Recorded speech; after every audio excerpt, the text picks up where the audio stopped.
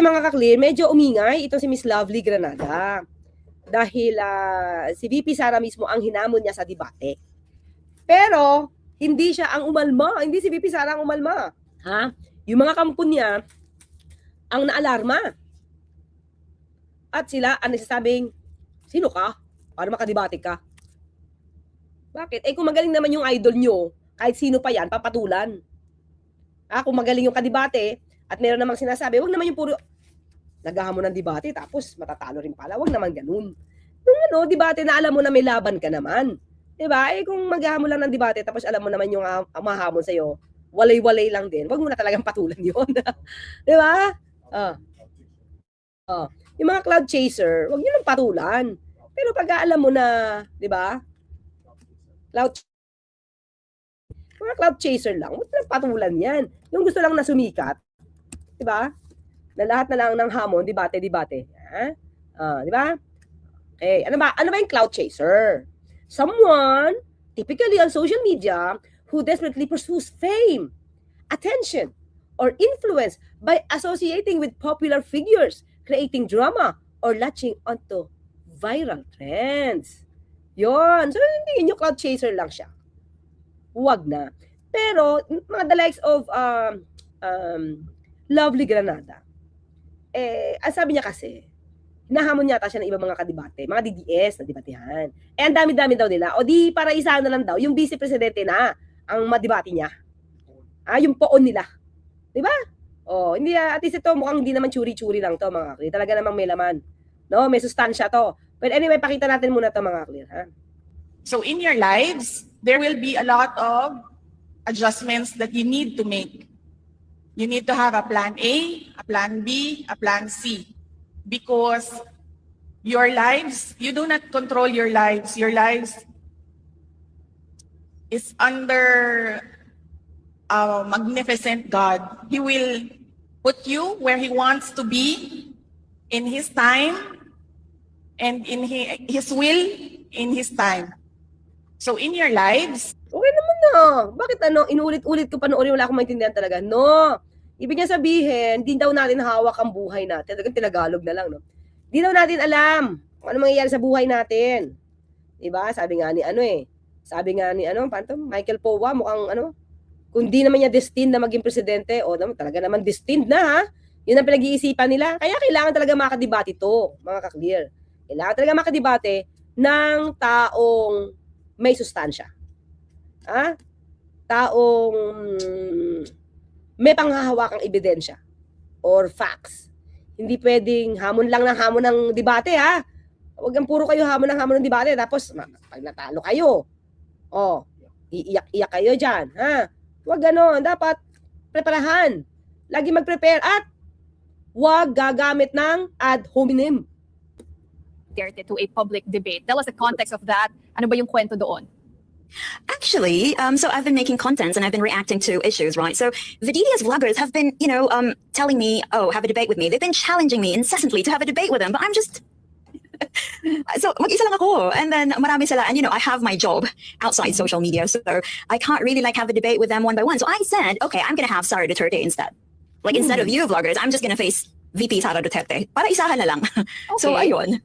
Oh, well, that's a very straightforward approach, right? But are you expecting a response from the Vice President? Well, hopefully, yeah. Hopefully. Although... Mga clear, ako, unang-una, hindi siya nag-react dito. Pangalawa, yung mga alagad ni VP Sara ang sumangga. Pumalag. Na parang ayaw nila makadebate ito ni Vice Presidente. Why kaya? In the past, she's got that reputation that she doesn't really attend debates. But actually, mga clear, kasi nung una, akala ko ayaw niya lang umate kasi ayaw ng Pangulo. At the time na ayaw ni BBM, hindi pa Pangulo, ayaw ni BBM. Ba't ayaw nila? Siguro, di ba? Bakit? Hindi ko inisip na magiging mababaw pala si VP Sara. Isang mababaw lang na nilalang. No? Hindi ko inisip. Kasi sabi ko, lawyer to. Kaya na ito makipagdebate. Di ba? Kaya, ha? Takumi. Pero, hindi ko inisip na kapag siya pala itinanong, kasi kailan lang naman natin siya nakita na nakikipag-usap sa sa media, kasi before laging no comment, di ba? Ilang taon siyang puro na comment eh. Kailan na lang siya nag-iingay nung inaway niya na si PBBM. So, hindi na, ako personally, hindi ko inakala na ganun siya sasagot sa mga media. Ganun siya, kung paano siya sumagot sa mga media. Okay? So, maybe yun yung reason ba't ayaw niya makipagdebate. Kasi ganun siya. It would be really nice if I could have, like, a conversation with her. But I don't know. I don't think she will. What would that conversation look like, Lovely? What topics, what questions do you have for the Vice President? Well, I've actually already said this in Billionario. I want to sit with her regarding the anti-political dynasty bill, her views, Anti-political dynasty bill, okay, next views. an honest assessment of her father's, our former president's drug war. Uy, magandang topic yun, mga ka-clear. Dapat maging malinaw din sa atin kung ano yung stance niya sa EJK ng tatay niya. Ipagpapatuloy niya ba ang patayan? Gagayahin niya ba? Sabi ni Takumi, British accent versus itok-itok. Ha? Sabi ni Takumi. Okay. And the direction, like if she becomes president, her broad direction about the Philippines, her governance, if ever. Well, Lovely, some people say that it's quite difficult for political commentators, for political vloggers to be completely neutral. But where do you stand politically? I love the Philippines, and a lot of people have known me to be pink, but I don't really want to be boxed inside a political color. Although I have to be very clear why I align myself with the pink movement. It's because I am very clear that being pink means you believe in transparency, accountability, and good governance, not just because you support Lenny. Because, there's a big difference between a Lenny supporter and a pink, although many, of course, all pink support Lenny, but not all those who support Lenny are actually pink. This is what I see. Like, if you support Lenny, but you also support corrupt politicians, then maybe you're just a Lenny supporter. You're not really pink. Okay. So, and I say that, if you love the Philippines, of course, you would believe in transparency, accountability, and good governance. Alam niyo ba, mga kakli, meron siyang napanood ko siya minsan, meron siyang isang shorts, reels, na sinabi niya na siya ay hindi BBM. Hindi siya supporter ni PBBM. Pero nung naging pangulo na si PBBM, kinikriticize siya pa rin. Pero nakikita niya daw yung ang gawa ngayon ng trabaho. Nakikita niya kung paano magtrabaho si PBBM. At sinabi niya na parang we will give you a chance, prove to us na kaya mo talaga na mamahala. So wag mo na kaming i-disappoint. So nakita nyo, open siya.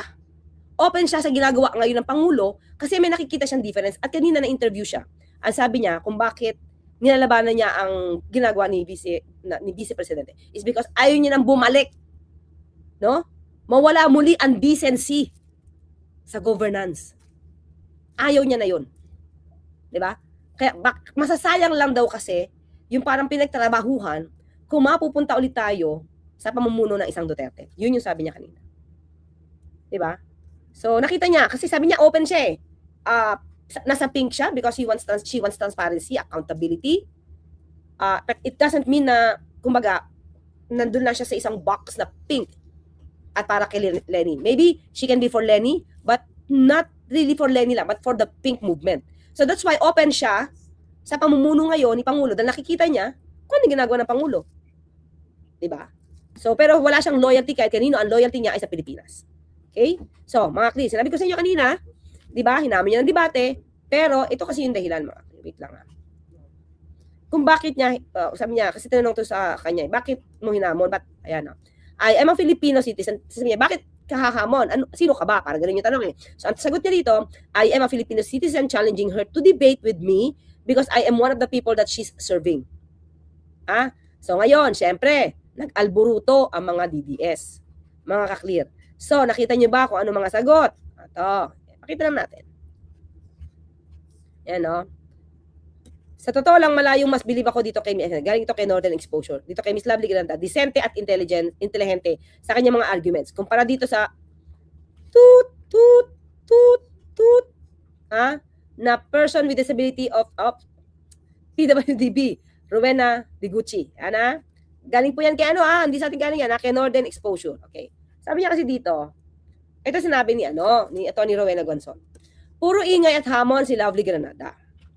Magparami ka muna ng followers. Di ba parang hindi naman siya, it doesn't follow na wala kang follower hindi mo kakayanin makipagdebate sa isang vice presidente yung tulad ni VP Sara.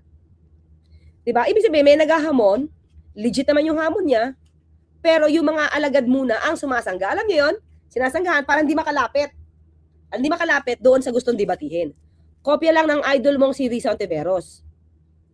Kulang sa bilang, pero kung umasta, parang nangunguna. So, makaka-clear, di ba? Itong statement kasi ni Atty. Rowena Guason, hindi siya responsive doon sa hamon ng debate. This is more on pagmamata na sino ka ba, wala ka naman followers. Kasi maraming followers ito si Atty. Guason eh. Pero hindi nakikita ang kagalingan sa dami ng followers. 'Di ba? Hindi nakikita ang pagiging decente sa dami ng followers. Yan. So sabi naman ni Lovely, mockery isn't a rebuttal. O tama, hindi ito yung sagot eh. 'Di ba? It's an escape. O tama. 'Di ba? Kasi medyo ang sinabi na Atty. Guason dito hindi siya yung pinaka-meat ng hamunan. It's more on who are you? Hindi ka naman kilala. Ilan ba followers mo? So doon lumaro yung sinabi ni Atty. Guason. Reducing truth to follower counts is shallow and anti-democratic. Ideas stand on facts, not popularity. If the challenge has no merit, answer it. If you won't, that says everything. Diba? Kung yung hamon niya, isasagutin nyo, edi okay, go. Pero kung hindi kayo aasta dyan, di para bang anong meron, di ba? So, tama naman. Tama naman. Na hindi nakikita ang kagalingan sa dami ng followers. Di ba? Hindi rin nakikita ang kagalingan ng tao sa pangungutya. Di ba? At pagbibigay ng maling impormasyon. Yan. O, ito pa mga ka-clear. Okay. Ito. Kita ko to. Yan. Belhika. Na hindi man lang yata ito nakapagsampa ng korupsyon. Kaso ng korupsyon. Mangangamote si Sara sa debate kahit sa mga manginginom dito sa amin. Sergeant Putik. Ito talaga, Sergeant Putik. Oo. Mangangamote. Okay, next ito. Sabi niya, I am a Filipino citizen challenging her to debate with me because I'm one of the people that's serving. Sabi ni Greco Belhica, isang DDS diehard. Nga pala, diehard Duterte supporter. DDS. Politika, parang boxing lang yan. Hindi ka pwedeng dumiretso sa heavyweight title fight nang wala pang napapatunayan sa ring. Diba? Anong patutunayan? Sige. Isipin natin to. Anong gusto niya patunayan? Galing ba saan galing dapat? Galing sa pagsasalita? Galing, anong gusto mo mangyari? Kayo muna ang debatihin? Ha? Sabihin natin si Greco Belhica, kaya mo bang debatihin si Lovely Granada? At pagkatapos, halimbawa matalo ka, pwede na siyang umakyat kay VP Sara? O aangat pa siya muna? Ganun ba? Rekta po na. Yes. Alam mo, Greco Belhica, sabi mo nga, di ba? Parang politika lang. Hindi pwede dumiretso sa heavyweight title fight nang wala pa napatunayan sa ring. Si Tatay Digong mo nga, mayor pa lang, dumiretso na agad sa pagka-presidente. Heavyweight agad yung title eh. Hindi pa dumaan sa pagiging senador. Ganun ba ang gusto mo? Kung ganun ang pag-uusapan natin, ikukumpara ko yun dun. Dumiretso agad sa pagiging presidente. Nabigyan ng pagkakataon. Di ba? So, ang debate, hindi iyan sa ranking. Di ba? Bakit mo ikukumpara ang debate sa boxing? Di ba? Kung kaya nang talunin agad ni VP Sara, itong si Lovely Granada, di ipatalo mo na agad si Lovely. No, wag na kayong mag-ring-ring pa dyan na magri-ring. Parang boxing. Di ba? Kung siya lightweight at ang amo mo at ang puon mo ay heavyweight, di kayang-kaya. Panalo kayo agad. Di ano muna agad, ikasa mo na. Yan yun. Di ba? Ito mga clear. Kung ito ang katwiran ni Greco Belhica, ilaban niya na. Kasi dihado si Lovely Granada. Dahil hindi heavyweight. Si Sara, heavyweight sa debatehan. Ha? Pag politika, debatehan tayo, wag mo ikumpara sa boxing. Ilan na, ang humahad lang. Para bang, alam mo yung parang nakita natin mga security na habang naglalakad sa gitna kayo ng tao, sobra ang pagprotekta kay Vice Presidente. Sige. Ito pa, sabi ko nga uulitin ko to mga kaklira. Uulitin ko lang to. Kaya tuloy, kailan to? March 18. DDS, di ba kayo naiinsulto na lagi kayong pinapaniwala sa DDS, di ba kayo naiinsulto na lagi kayong pinapapaniwala sa fake news para lang mapuri ang mga idol nyo? Pati gera, ginagawa opportunity para manloko ng tao, kaya wag magtaka bakit sa inyo ako nakafocus. Allergic tayo sa dapat sa fake news. Di ba sabi ko, ulitin ko to mga clear? Kasi nga, itong gera na to, ginagawa ng mga Duterte, di lang DDS, pati Duterte, ng mga fake news. Kanina pinakita ko sa inyo, sinabi ni Vice Presidente, ni Vice President, na walang ginagawa ang gobyerno. Pero ang dami natin pinakita, di ba? Wala lang siyang kaalam-alam. Or talagang natural sa kanya ang paninira at pagiging fake news peddler. Yun lang naman yun di ba? Oh, pakita ko to sa inyo. Ito, kaya niya sinabi yan mga clear. Ito pakita ko to Ulitin natin. Oh, hindi ko nalalagyan ng sound. So, di ba? Basta nagpadala ng Philippine Airlines para makauwi mga OFW. Di pa palakpakan yung mga tao. Bakit puro ito? Ano itong puro auto. Ayun. Mabuhay ka mga Duterte. Duterte na talaga ang may malasakit sa kapwa Pilipino at hindi ang pansiring kapakanan. Ang inuuna, mabuhay mga Duterte, di ba? Samantala, ito fake news to. Mga kita naman ginawa nyo sa DDS. Ginawa nyo yung mga inosenteng walang kaalam-alam sa panloloko. Thank you po Mayor Baste. May malasakit po kayo. Gumagawa kayo ng paraan para sa ating mga kababayan. Di ba? Pinapakala to. Yan ang tunay may malasakit sa kapwa. Kaya sinabi tuloy ni Lovely na mga kapwa nyo DDS, niloloko nyo. Ano sabi? Meloya, pahiram Makikiram tayo. Addictus like, sabihin mo kay Meloya, pahiram nito. Muli na naman nagpakitang gila sa mga DDS sa pagpapakalat ng fake news matapos ikalat ang claim na si Basti Duterte daw ang nagpadala ng eroplano sa Middle East para sagitin ang mga OFW. Kahit halatang gawa-gawa at walang malinaw na batayan, marami pa rin bulag na naniniwala. Ganyan ang epekto kapag propaganda ang pinaniniwalaan at inuuna kaysa katotohanan. At ito ang tandaan nyo mga DDS, mahal na mahal kayo ng tatay nyong karton. Ayan, okay mga kaklira? Ito. Tingnan natin naman, baka sabihin na ginamit lang natin yung video ni Melo Yap Okay. Okay, ayan. Fact check. Video plane landing not a rescue flight for OFWs from Middle East. There are no reports that Duterte sought help from China for repatriation. The video taken in 2020 is one of the plane landing in Toronto, Canada. Tingnan nyo talaga mga kaklir, di ba? So, ang ginawa nila, basta Duterte asked China to help evacuate overseas Filipino workers from the Middle East. Video shows this chartered plane arriving in the Philippines. Several netizens are using a video of a plane arriving at an airport to claim that Davao City Mayor Basti Duterte sought help from China to rescue overseas Filipino workers from war-torn Middle East. This is false. Kaya ginamit ko na si Melo Yap. Meron naman pang-backup This is an old clip published in August 2023 showing Philippine Airlines plane landing in Toronto, Canada. Ano ba? Diba? Pagyan na, nanloloko pa kayo. Trabaho niyo pa rin manloko. Mayor Baste Duterte, Basta Duterte humingi ng tulong sa China para makapaglikas ng mga Pinoy sa Middle East. Tapos, Philippine Airlines yung dala. Anong China yun? Tapos hindi pala totoo. Ayan Diba? False. Road signs. Okay? Diba? The false video appeared amid the continuing war of the United States in Israel. President Marcos drew criticisms on March 4 after saying that repatriation was impossible because there were no planes flying at the same time. Kasi sarado yung airspace. As of March 13, over 300 Filipinos have returned from Saudi Arabia on a flight chartered by the government. Tayo na. Chartered natin.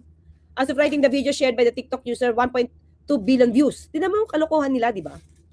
3 copies posted by FB page, Cat's Eye, and 2 netizens collectively garnered 1.2 million views, 32,800 reactions, 3,170 comments, and 5,955 shares.